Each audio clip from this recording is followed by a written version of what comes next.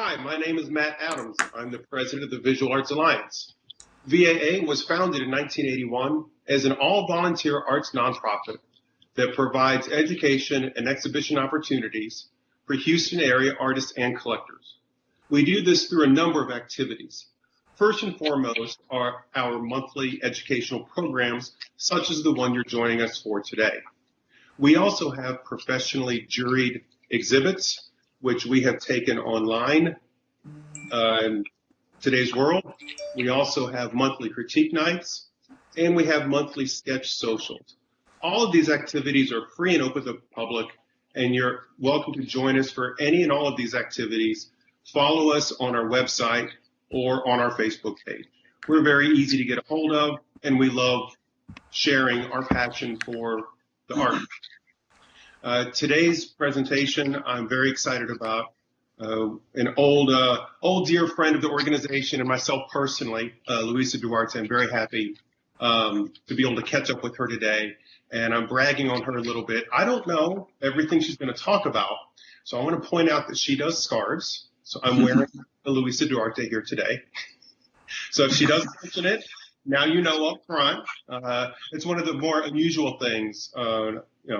I could talk about her for quite some time, but I'm not going to do that.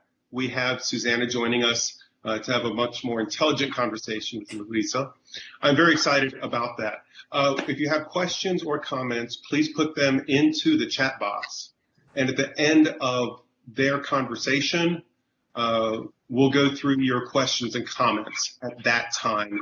And then we're going to end. I'm going to give you details of what's going on in VAA right now.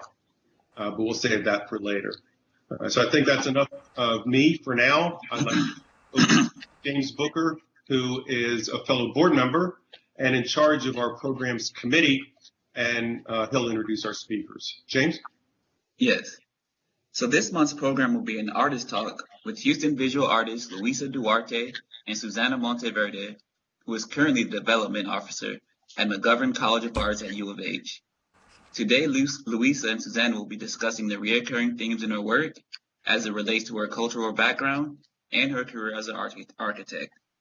So without further ado, Luisa and Susana. Thank you. Hello, everybody. Thank you for having me. Good morning. All right. I think we should go ahead and start. Luisa, what do you say? I think it's a good idea, Susana. Glad to have you with me today. Thank you for inviting me. I really enjoy talking about your work and having these kinds of conversations. Thank you. Yeah. So we wanted to, as we warm up, we wanted to show a slideshow of your work, correct? Correct. All right. So Luisa, when we were preparing for this conversation, you asked me if I remembered how we met. And I thought I remembered, but I didn't remember the very first time we met. So tell me a little, why don't we start there?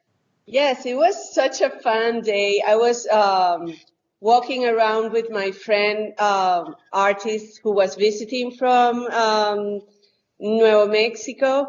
And we were talking at the craft center. And then suddenly a person came and asked us, hey guys, I love what you're talking about. And you gave us your card, and we chat a little bit, and that was it. And then the next thing, after a few months, I guess I met you through Art Indulgence maybe, or Sumo Art, I think.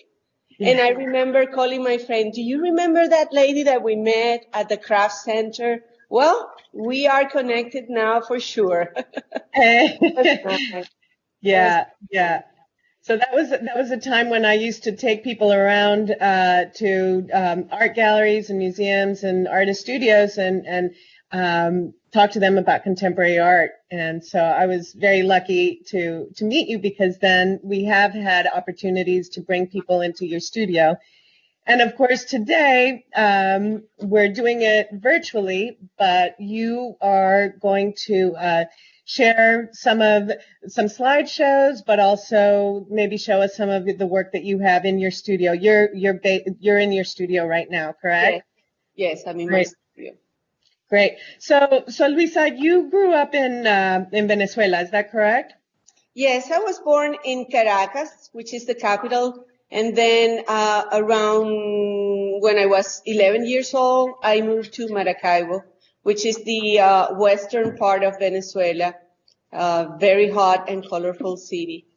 And when I was a little girl in Caracas, I was exposed to many of the cultural and art events that were happening there. That is not Venezuela, by the way, that image.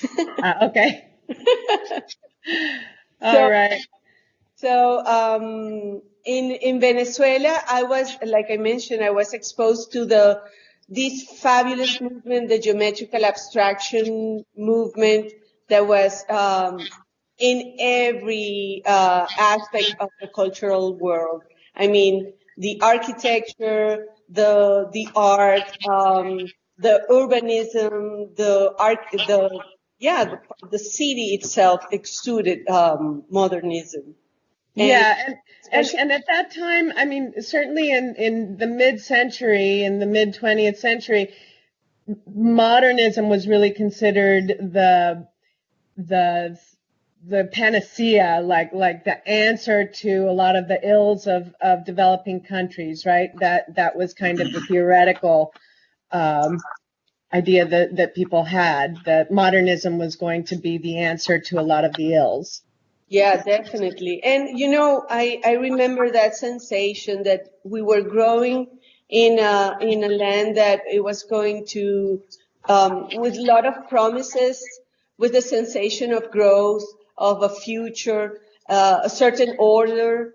And maybe we can see the second slideshow. There's some images of Venezuela right now, but buildings of impact during that time and how they are today. It's very different, though. But yes, I remember that sensation, you know, of the future is for us. It's a young country was leaving just a dictatorship that actually did a lot of urban and public works. And you did not necessarily start out studying art, right? You actually are a trained architect. I am a trained architect. Yes, in my family, we are, let me see how many, like 5, 6 architects. And that was the way to channel the art, doing architecture. And when I moved to Maracaibo, I studied my high school there and my university there. And I graduated as an architect in Maracaibo. Sorry. And the last project I did, I was working for a bank, and the last project I did was a branch started from scratch. It was in a very important corner in the city, and I was so proud to do it. And so maybe we can see that's slide number 3. I have some images. That's a very important building in Venezuela that represents the failure of modernism. Is that the helicoide? That's the helicoide, the famous helicoide. Tell us just a tiny little bit about it, because I in seeing some of these photographs of the architecture, I'm beginning to see some of the commonalities with some of the forms that you work with. So tell us just a tiny bit about the helicoide. The helicoide was a humongous project conceived as a commercial mall, a big, huge commercial mall. But it was under construction when the dictatorship fell. And it passed through a ruin to different stages of uses. Right now, it represents, and it is the worst jail for the dictatorship right now. The SEBIN, which is the force of the government to political prisoners are kept there, right? Thank you. Yes. Yeah. Okay. For me, to talk about it, it moves so many fibers in me, and even when I was looking for the photograph, I was upset. Okay, so let's move on to more images of modernism, because we see here that contrast, right, between, on the right hand side you have all of the modern buildings, and then on the left hand side you have all the barrios that are people packed into small, tiny little homes, right? Yes. Yeah. That's our reality right now. Yeah. So let's see the next slide.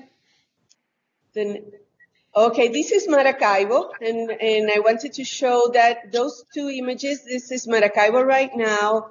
It's located in the lake of Maracaibo, which is the biggest lake in South America.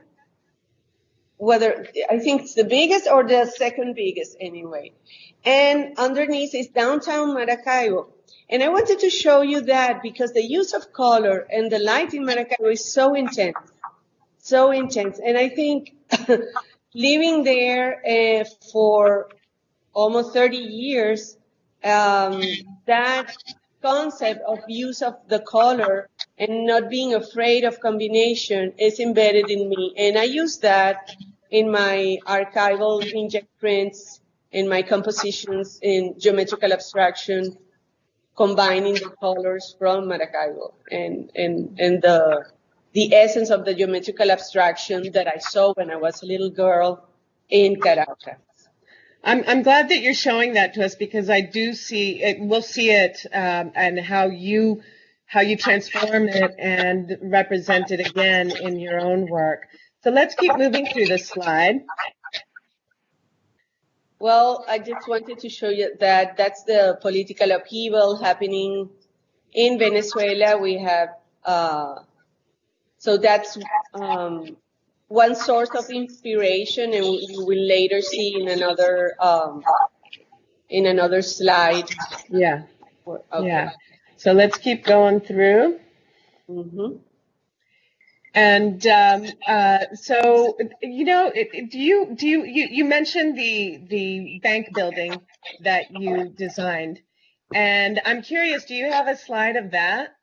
I do. When we were talking about that and realizing the impact of the architecture in my work, because when you work or when I work and I create, I just focus on the zone and I start to make my work. And then I realized, describing that building to you, that I repeat that concept all the time.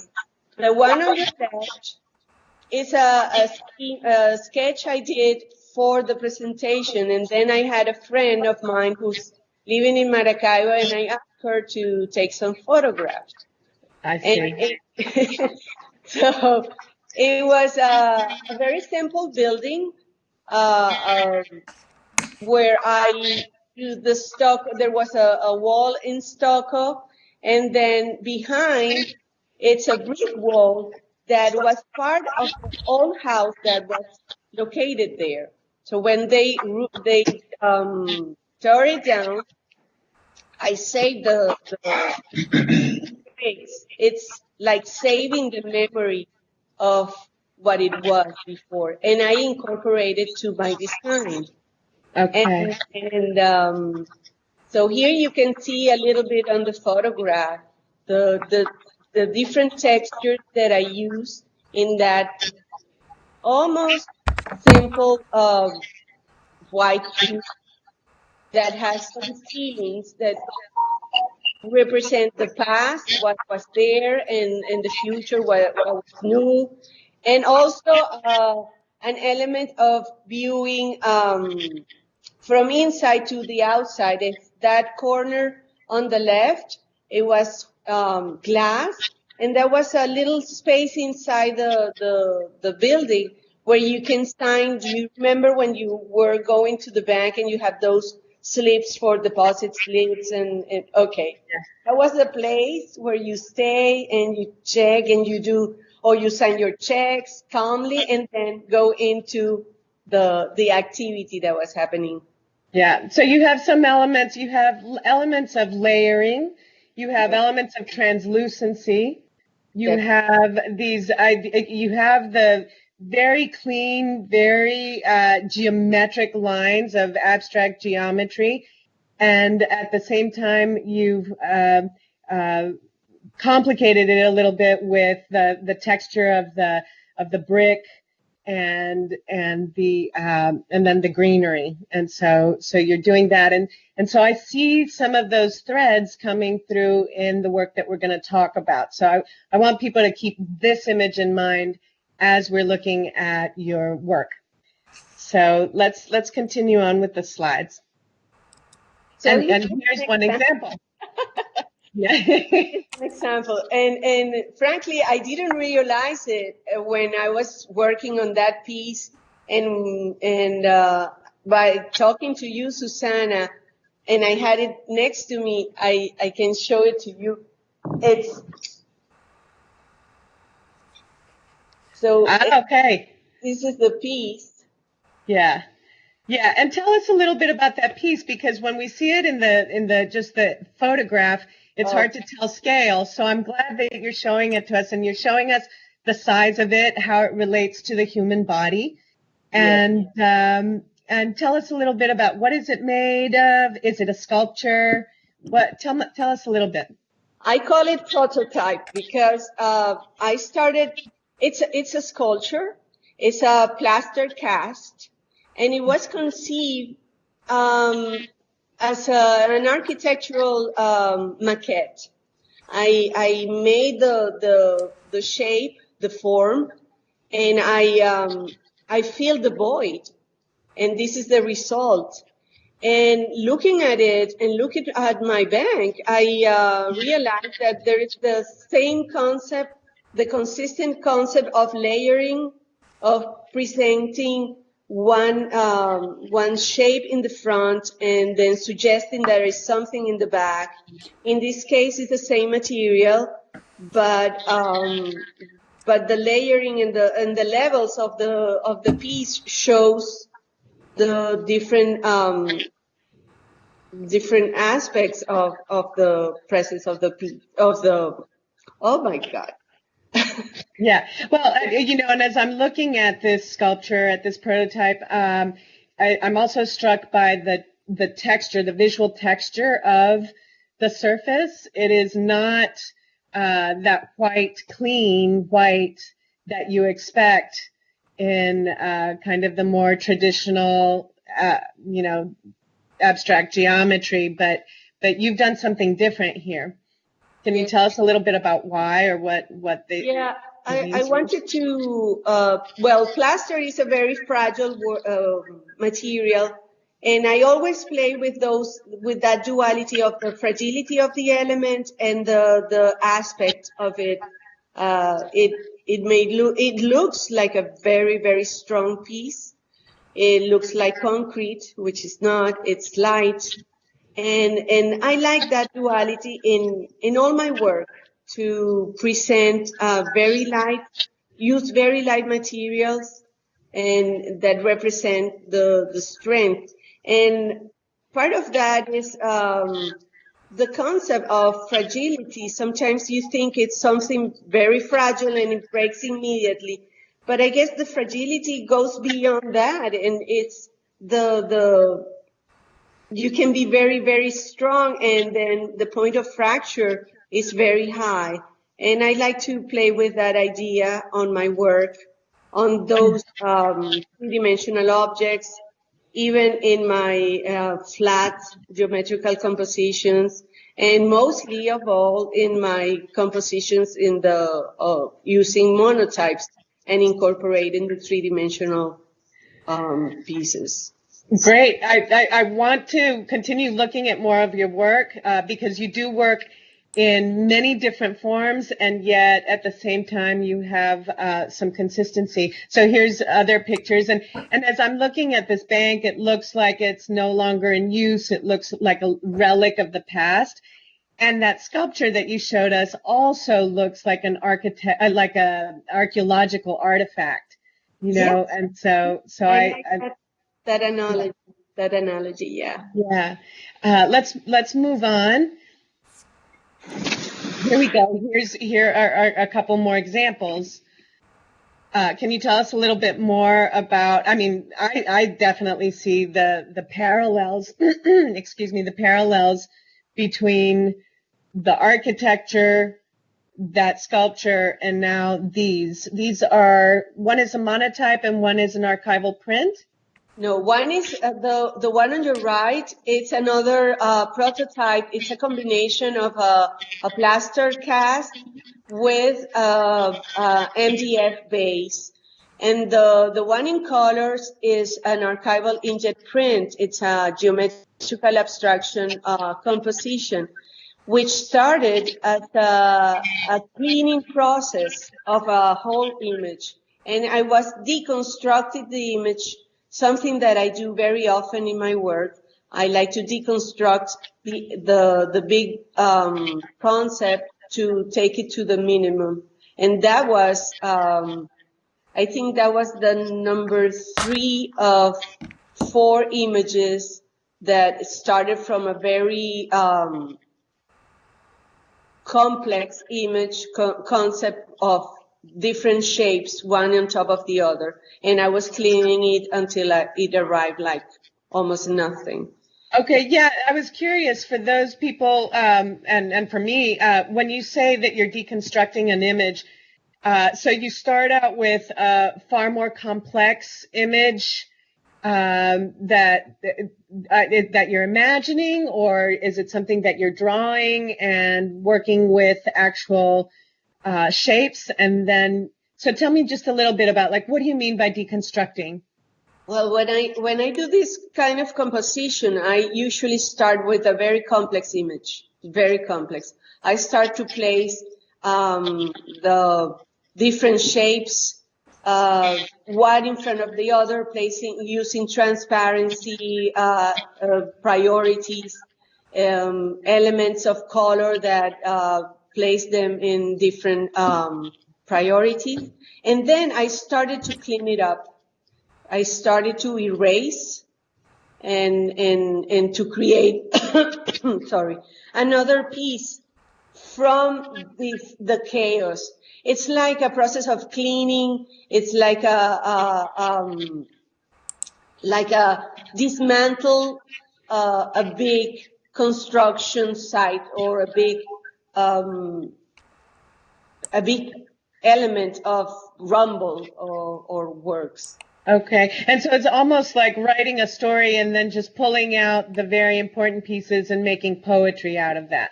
Thank you. So that it's just as simple as you can get. And now the black and white image, it's hard to tell because it's flat, but that's actually an image of a sculptural piece. Is that correct? It is.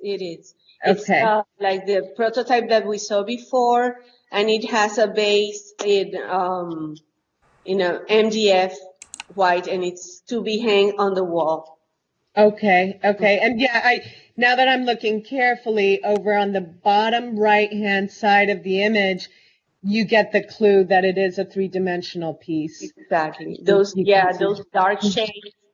I thought it was interesting to place that photograph in contrast to the facade of the bank, which I'm frankly fascinated with the connection, because it was in my mind behind, and it's. But you hadn't made that connection for yourself. That's interesting. Uh-huh. Yeah. So let's move on with the slides. What time is it? Okay. Let's see. So maybe we can talk about the trapezoids that you work with. We can see that slideshow. Yeah. Well, behind me there's the other side. Behind your left shoulder. Uh-huh. It's a composition. Okay, here we are. And you see here, Susana, these are the same shapes of the bank. Yeah. Treated completely different, using another materials, using the digital process, the technical process, using the computer and printing on a special printer. But again, it's the shapes, the transparency, the color that gives, those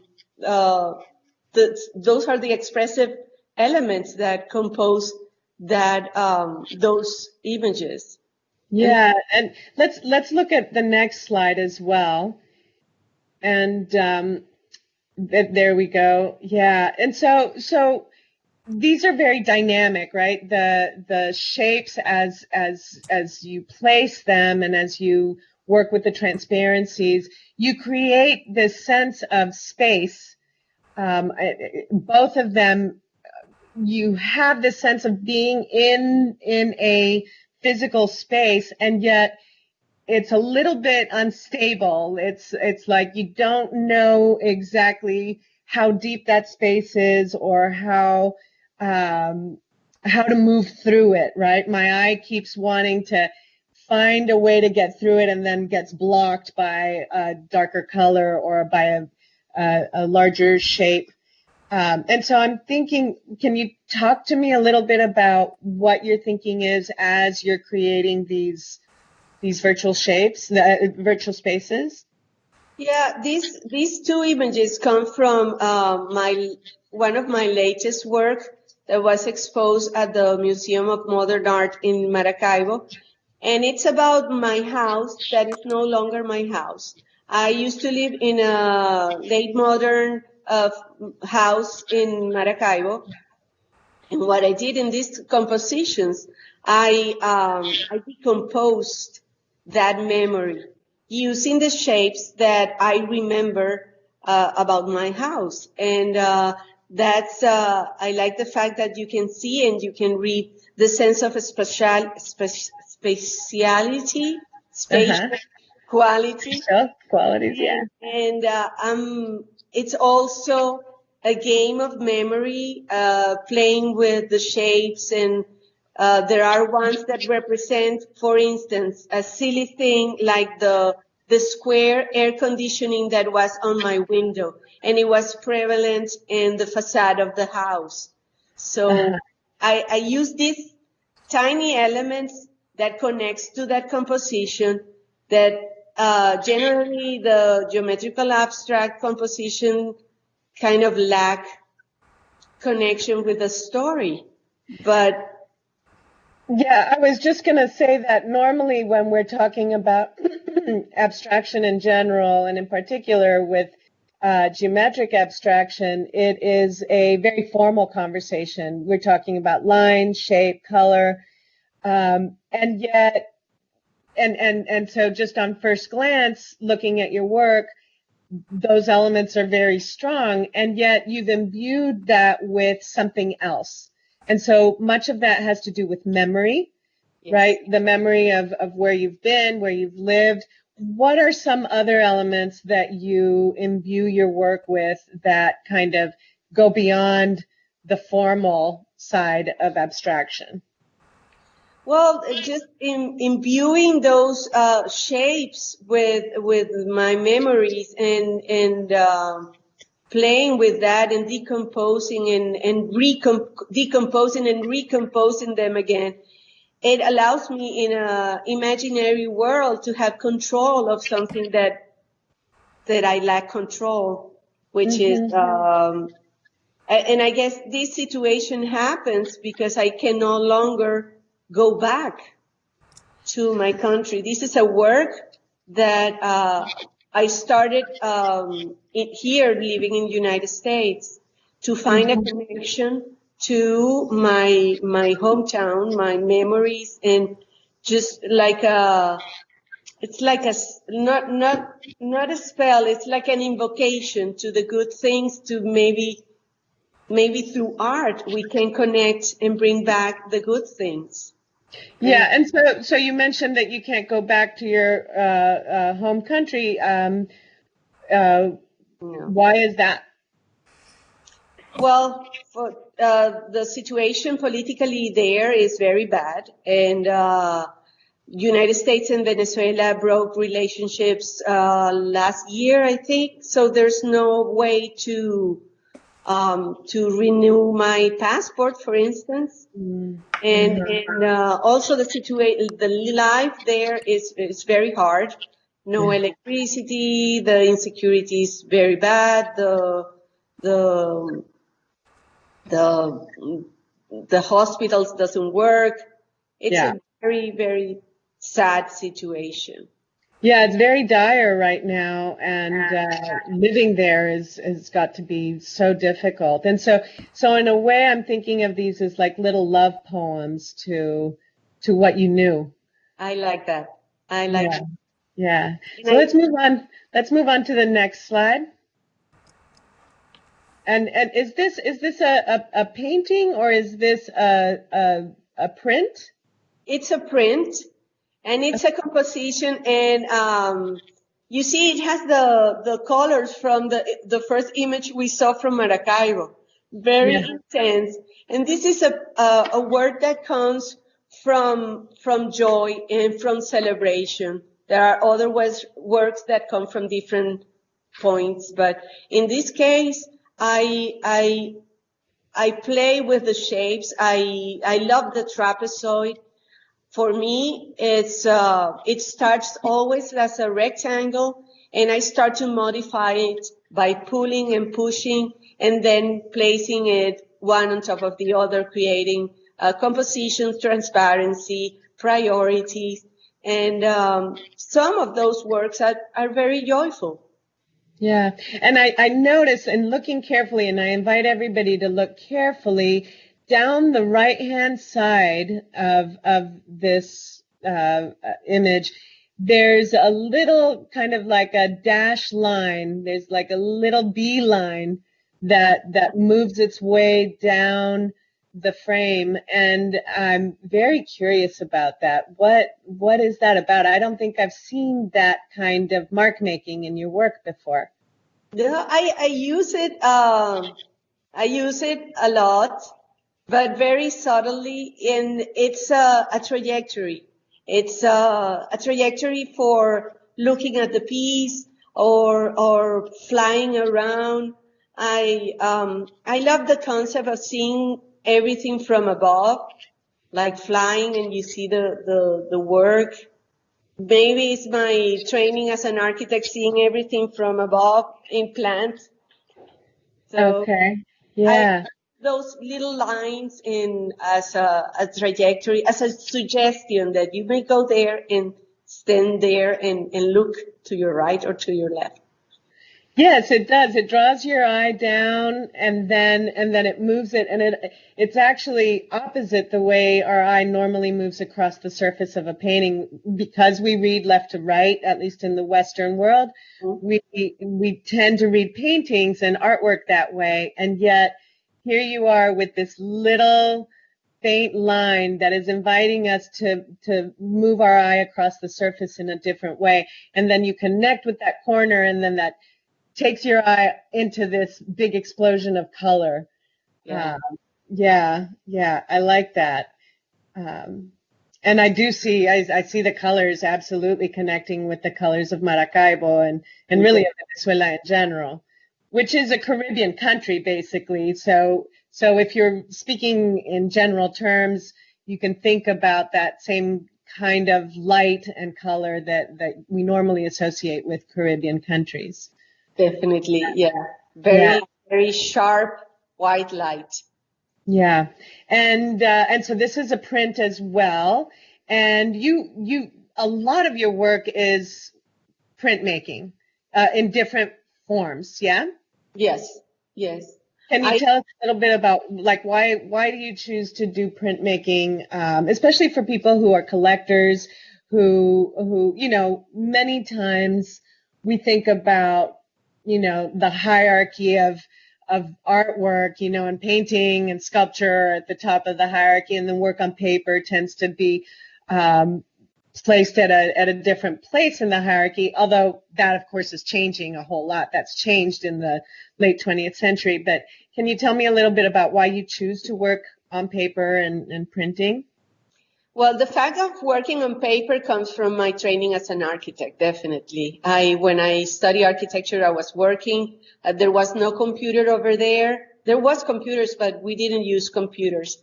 And then I had the opportunity to have a course with a very dear artist in Venezuela, Hernán Alvarado, and he was teaching printmaking at the University of Zulia Costa. And I took that course, and I was fascinated with the whole concept of preparing, because in printmaking you have to prepare everything before you produce the art. And frankly, that gave me structure to my work. It wasn't that improvisation that you go and you present yourself to the white canvas. Instead, when you do printmaking, you have to prepare the surface. You have to decide what you are going to do. And at the end, the result may be or may not be what you expected, depending on the ink, the pressure, the light, the humidity, etc. The kind of paper, of course, the kind of paper changes everything. So, and normally in printmaking, you use a flat surface like a metal plate, or normally it's a metal plate, and then you can, using ink and using the press, you can make multiples, right? You make an edition, you might make 15 or you might make 50 of the same print, and ostensibly they're identical one to the other. And yet you also use monotyping. And I know that you have a quick little video to show the monotype, but maybe we can see the video. I don't think there's sound, and so you can maybe talk over the video and tell us a little bit about the process and why you choose to work with monotype, which by the name indicates it's one of a kind. So you're using printmaking process, but to make a one of a kind work of art. And so tell us a little bit about that. Yeah, well, I like the fact of creating unique pieces, and choosing a monotype, it allows me to also to create it in my studio. I don't have a press, but you can create your monotypes using hand printing it. And so I cut the shapes. I paint them with this special paint, and it's a very close approach to the work. I'm by myself in my studio, working with paper, with ink, with then the pressure and the friction, and then allowing those pieces to be part of my other compositions, where here I am using a barren, a piece that I love because besides it's beautiful, that crystal barren. And okay, so instead of using a printing press, you are using your own physical strength to create that pressure and to create the pressure that is enough to transfer the ink from that shape that you painted onto the paper. Is that correct? That's correct. That's correct. And that's why the result, it's very subtle. You can see openness in those strong geometrical shapes, and the texture that I get by doing it with my hand and with my strength. It's different that what you get when you are using a press, which give you a constant pressure and friction. And yeah, I think here behind me, there's a composition that is composed by two monotypes. One that was pressed by myself by hand, and the darker one was pressed was created using a press.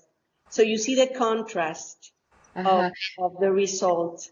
And so let me ask you, for composition like that one, is it collage? So did you take each of the forms, cut them out, and then place them on to each other, or did you run that piece of paper through the printing press and then run it through your own process? Those are two different images, run differently at different time. And I don't call it collage, I call it constructions, because the open image, the open image there, this is so difficult. The open image, it's hovering over the darker one.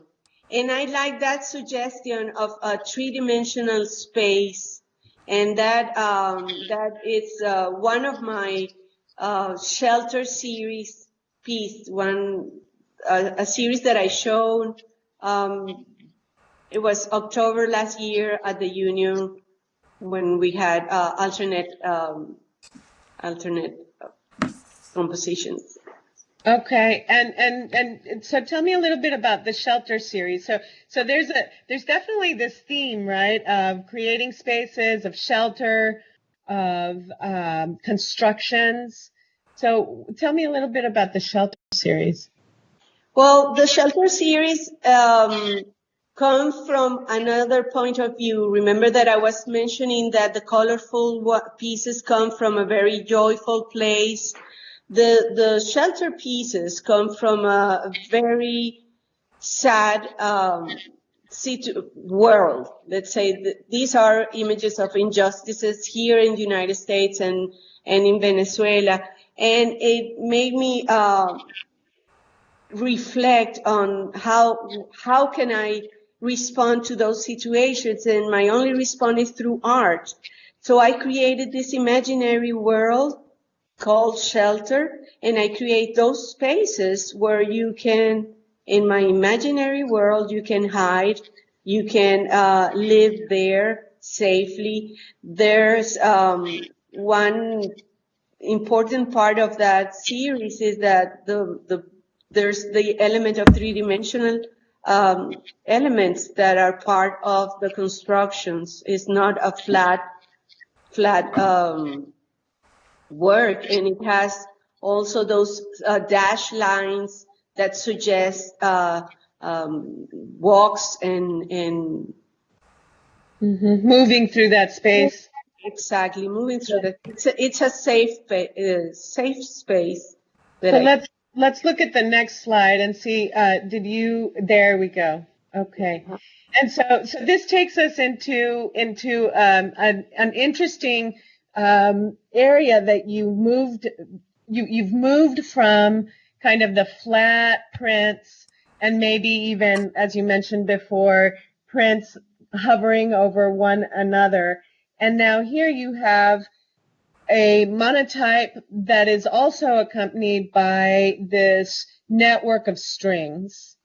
And the image on the right actually shows us your fingers underneath that string so that we can get that sense of dimensionality. So tell me what took you in that direction? Why did you start adding this network of strings? You know, I started, before doing this combination of works, I started doing installations on my wall, drawing with thread and thumbtacks. And I saw that work was separated from the images and the monotype works. And I wanted to combine, because the message was the same. The shelter was sending the message of the possibility of being safe, and also the territories that I composed using the thread and thumbtacks was talking about the same, about constructing a border or a territory that was composed by different very fragile elements that forms a beautiful shape. and that we are part of that beautiful shape. So we are in charge of creating that beautiful shape. If you take one of those thumbtacks, you destroy that shape. And it was very fragile. So I thought, I think to give another level of the shelter works on paper and the constructions, I would like to incorporate the site-specific installations to creating mini site-specific installations that complement the work on the paper. So do you have another image after this one that shows us maybe in the slideshow? Let's see. Okay. So again, that contrast of yeah. So images are very disturbing for many people, and especially for me. There's one in Venezuela, one in here in the United States, and those situations provoke in me a sense of I need to do something, and we are sometimes without control to do anything. Yeah. So let's move on to the next slide. Yeah. And see, there we go. Yeah. So these are the territories I create, so I feel safe. The three elements on your right side, on the left side, or whatever you see on your screen, I call them the sentinels. Those are the characters that take care of the territory, because if you have a territory, you need somebody to take care of it and to watch for you. And I create these tiny little elements that are sentinels. I have one here next to me that maybe.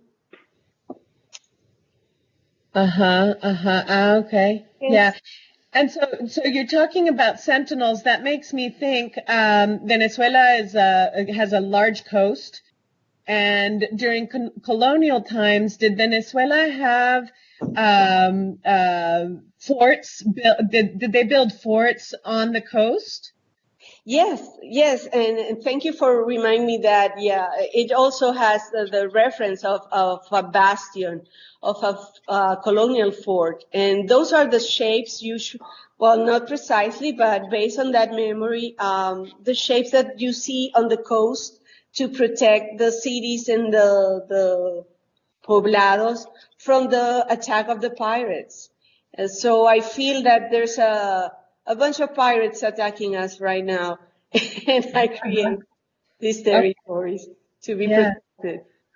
Yeah, I like that. I'm glad that you mentioned that they were sentinels, because that immediately made me think of protecting the homeland, and what does that look like, and then these ruins. I'm guessing that a lot of these barricades and forts are in disuse. They're basically ruins, no? Totally. Yeah. I wish I was there in person, because I love the visual texture of these images. I want to run my hand across the surface, and I know you won't let me, but I will, because they are very strong, even though they look very fragile and they are printed on paper. But once the paper absorbs the ink, you can pass. And I do that. I love the texture, the smell, and I do that. Yeah, they're very sensory, and that's something that I really appreciate about your work. Oftentimes, geometric abstraction can be very cold, right? Because you have just these very demarcated, very clean lines and very smooth. And you add these other layers to it that really bring the senses out. You mentioned the smell. Beyond the smell of the ink, for me, if it smells musty or mossy, and that texture and the feeling of the sense of feeling something cold at your fingertips, it really does awaken the senses in a very interesting way. in a way that I don't normally expect from abstraction. Let's move on. I'm looking at the time, and so I wanted to make sure that we move on to the next slide. Is there more? The site is the site is specific, which is I think slideshow 6. Yeah. I remember the first smell of the first book I had, and it was El Principito, the Little Prince, and it was given by my grandmother. So, okay. This was the first ever territory that I did on the wall. Okay, so this is a large-scale installation on a wall. Site-specific, yes. Yeah, and we have a blurry person there to show us the scale, right? The size of it.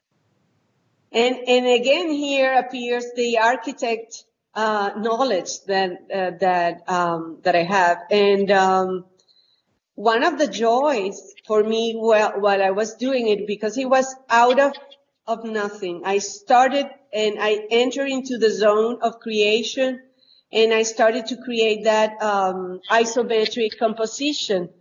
And then I wanted to replicate it on paper. And I measure the angles between the form of the complexity of the form, and they are related in 5 degrees each one. So, and I enjoy so much that the knowledge that you get that is behind your head that you think that you will never use again, it's there. That was my training as an architect. That many years doing. There's only 5 degrees of separation in all of the different angles that you're using, because clearly there's a lot of, but there's only 5 degrees of separation. That's better than Kevin Bacon. Uh-huh.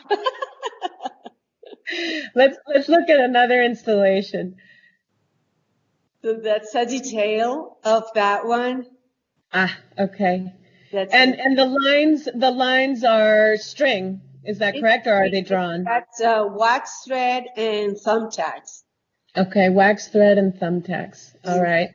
Let's see another slide. And this one is it's a detail for a site-specific installation I did at the public library in Austin. And it incorporates different materials, because instead of the wax thread, I'm using polycord. It's a elastic cord. Okay. In colors, because I wanted to add colors. There was a commission that I got, and the collector asked me, I want it, but with color. And so I did the research, and I found these paracord cords that incorporate colors, and I think it works very nicely and differently. Like the different thickness of the cords, right? So the blue is a much finer line, whereas the black is thicker, visually weightier. Yeah, the black is always like the core of the composition, and I play with the different colors in light. And this composition, this site-specific, more than a isometric shape, it was more like a recorrido, like a path of different little isometric connected to each other. I guess it makes me think of a flight path, like right now the migratory birds are moving through, and seeing the maps of their different migration paths. That's what this reminds me of. When I was constructing that piece, I was thinking of the path of me coming to the United States, leaving Venezuela, arriving first to San Antonio, then my life, and going ups and downs, and creating a joy a beautiful path, because at the end, when you add everything, it adds beauty to the recorrido, to the path. And I think that's lovely. And is there another image? Is there another slide to this one? that's another detail. So you can see the thickness, the different thickness of the pieces. Yeah. And this one, I think, is the big piece on the. That was a very interesting invitation by a curator called Coca Treviño. It was a show, 3 women show, all Latinas. It was last year in August in Austin. Very interesting. So, I'm curious. I'm sorry to interrupt you. I'm seeing the time, but I also wanted to ask, like, for the collectors in the group, the collectors who are thinking about, like, how do I get this beauty in my life? These installations, are they temporary? How would you go about installing one in somebody's home or office? Well, these are very secure once installed. They can easily, of course, as well, take it down. But these are site specific, and what I do and what I did the first time that I got a commission for that, I went to the place. I had like a special communion with the wall. It's a conversation with the wall. I create a sketch for it.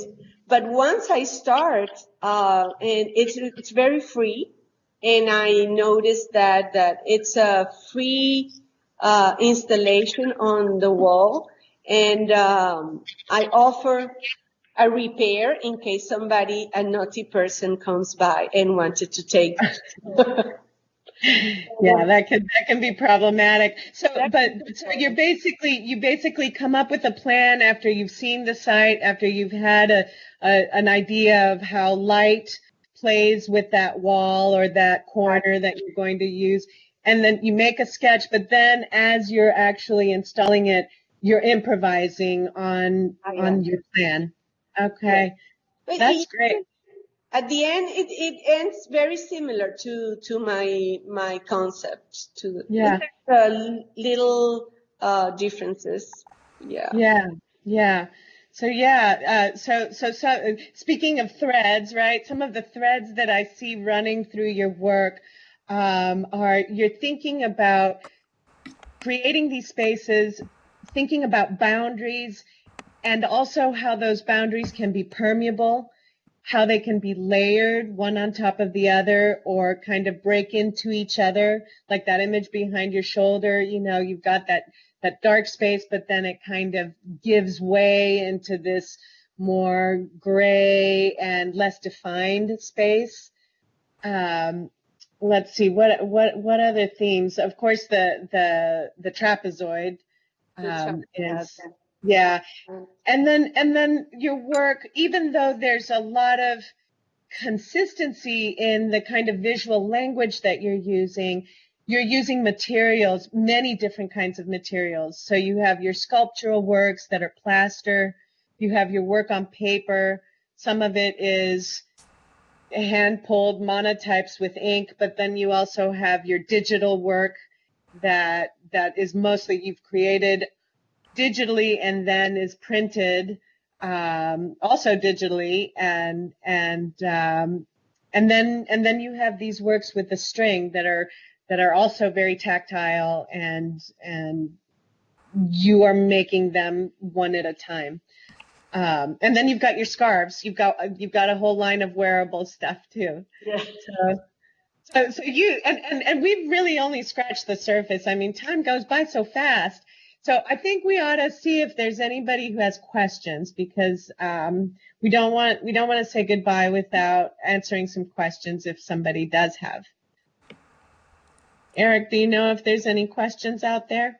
There are none so far. If any come in, there's about a 15-second lag. So I'll tell you what, there's one more image that you haven't talked about that I noticed. So I'll pull that up while perhaps questions come in. Excellent. Yeah. Aha. Uh-huh. There you go. And that does give us a sense of the whole of the size of it.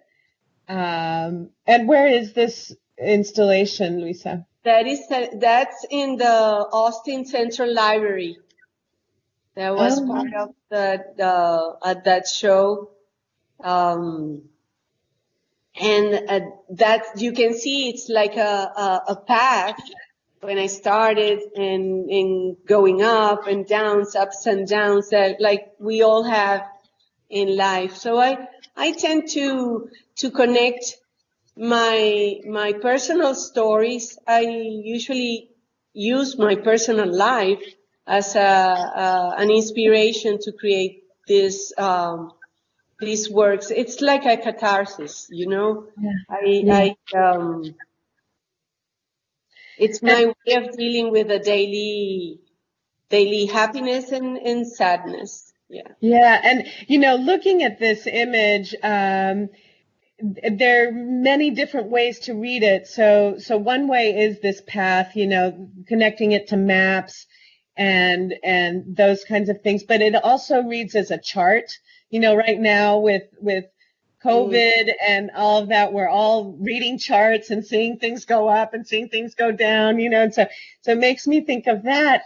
And then as I let my eyes just enjoy the image, it also made me think of mountains. And I know that mountains are really important and for somebody who's grown up in Venezuela, right? Yeah. In Caracas. Thank you for mentioning that, Susana, because I was going to mention the fact that also the art talks to the viewer, and mostly the Venezuelans who see that piece, they connect it immediately to the Cerro El Ávila. The Cerro El Ávila, the mountain Ávila, it's a big mountain that surrounds the valley of Caracas. And it's a beautiful, beautiful mountain. And it's also the reference of the city in directions. The mountain is on the north part. So you can locate yourself in the city looking at the mountain where you are. Okay, I'm here. So there's, I grew up in Mexico City, which is surrounded by mountains and volcanoes. And yeah, you could always orient when you could see them, when it wasn't, you would be able to, okay, the Popocatépetl is over here and the Iztaccíhuatl is over there. And so you could orient yourself that way. But I know that El Ávila is iconic for anybody who grew up in Caracas. That is just, almost like another family member. Totally. Yeah. Yeah. So I see a question here that asks, what artists have inspired you? And I'm curious by that. I also am curious. Do you find inspiration in the Venezuelan artists, or are you looking elsewhere? Well, I guess the first inspiration that I had with an artist was with Paul Klee, one of the Bauhaus members. And I just was fascinated with the intimacy of his works because I started working with watercolor and very intimate. And the grid that he used to locate his characters on those abstract paintings. But also I have to say there was a magnificent Venezuelan artist, Mercedes Pardo, whose color and composition definitely are connected to my work. Yeah. And Mercedes Pardo is somebody that a lot of people don't know. She was overshadowed a little bit by her husband's fame as an artist as well. Yeah. Her paintings, and I absolutely see the connection because she also is using color in very interesting ways, mixing colors that you normally wouldn't expect to be, in the same way that you do, where you have these very muted kind of greens and yellows, and at the same time these brilliant pinks and fluorescent oranges. And she would do that in her paintings as well, in maybe more organic shapes, but in a similar kind of juxtaposition of colors to create this sense of space from the tension that's created by these colors being next to each other. Yes. So, yeah. Okay, so I interrupted. Tell me more. Oh, there's a question here that asks me if I draw the site-specific installation first. What I do is I do a sketch on paper after seeing the wall or the place where it's going to be, and then when I start, it's like immersed in me, and usually it comes out very similar to my sketch, but it's kind of free. So it's a freehand kind of thing. You're not drawing a very specific drawing and then measuring it out and making sure that this line is exactly the same length and in proportion to each other. It's more like this is the general idea of where I'm going, and then the text and the string kind of lead you in that direction. Exactly, because when I start to do the installation, it may sound funny, but I enter in a zone, and it's a communication between the material, the idea, the wall itself, and I start, moving the lines and the thread, and then I say, well, no, not here. Maybe it's there. It's like a conversation with the materials and the And whole thing. do you listen to music while you're creating, or is it totally silent? It's totally silent. Oh, wow. Because a lot of your work seems very musical to me, and I half expected you to tell me that you listen to like jazz or something like that, but no, it's entirely silent. When I'm in my studio, sometimes I put music. But lately in my life, I don't know why. I rather have silence when I'm working. Silence together with my thoughts and sometimes I use there's a radio that I have that has all music from the 70s, and I love it because it reminds me where I was when I was 14, my teenage years, and there was hope and future and everything was new. And sometimes I use that kind of music to inspire my work. Oh, good. Yeah. And again, the sensory, right? It wakes up other parts of being human. So, people want to know how they can contact you online. So you need to tell us what your website. Do you have a website? Do you have Instagram? What are the ways that people can find you? You can contact me through my website. It's www.luisa-duarte, DUARTE.com. And my name is spelled Luisa. And I have an Instagram, which is Luisa Duarte Art. And that way I'm almost always connected. I use those platforms a lot. Yes, I love your Instagram. I love seeing what new work you're doing and your inspiration. So that's always a good way. And in fact, we've got Luisa's website address up on the screen right now for those who want it. You do invite people into your studio, certainly pre-quarantine. I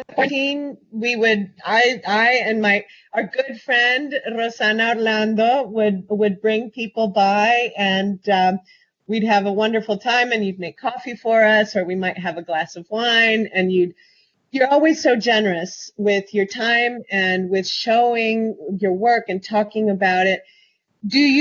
Are you inviting people into your studio now, given quarantine? Well, yes, but respecting the guidelines of protecting ourselves, but very few groups, and I accept visitors first, of course, by appointment. Appointment that can be done through Instagram or the website. And of course, socially distanced, wearing a mask and all that good stuff. Groups. But I would love to see you here and to show you my work. and, Yeah. and see what excites me to do all the time. Well, I highly recommend visiting Luisa's studio. Like I said, she's very generous with her time and is a fabulous host. And I really appreciate you inviting me to have this conversation with you this hour.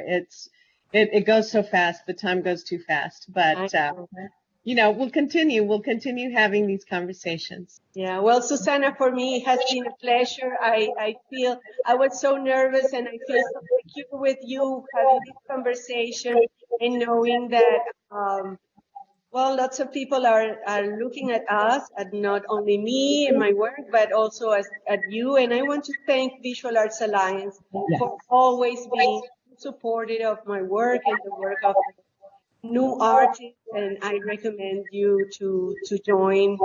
It's a fabulous organization. Yeah, VAA is staying very busy. I mean, as Matt mentioned at the top of the hour, all the programs have gone virtual, but they're still going and going strong and presenting some really very wonderful work. So thank you all for inviting me, and thank you for your time. Thank you, everybody, for joining us. Thank you for joining us. Bye. Ciao. Can't hear you. I think you're muted. I was muted. Yeah. Thank you so much for making this program happen this month. Great to see you both. Now you guys mute your microphones. And the segue is you're talking about how we're changing our programming into Corona World. Also, VAA is offering a 50% rebate on our membership fee, and that applies to both new and returning members. Additionally, we have a prospectus that closes on October 24th, and this is for our membership show. We have no entry fee as long as you're a member, and the only way to enter is if you're a member. The juror for that is the art critic for the LA Weekly. Very excited about that, and the exhibit will go live on Thanksgiving Day online. It will be the same format as what we used for our invitational show back in the spring. So join us for our monthly critique nights, join us for our monthly sketch socials, and continue watching for our upcoming programs. Very excited to keep things going in Corona World. As always, the website is open. When you have questions or comments, please, you can reach out to me or any of our board members. So with all that, it's been a great program, and we look forward to seeing you later. Bye for now.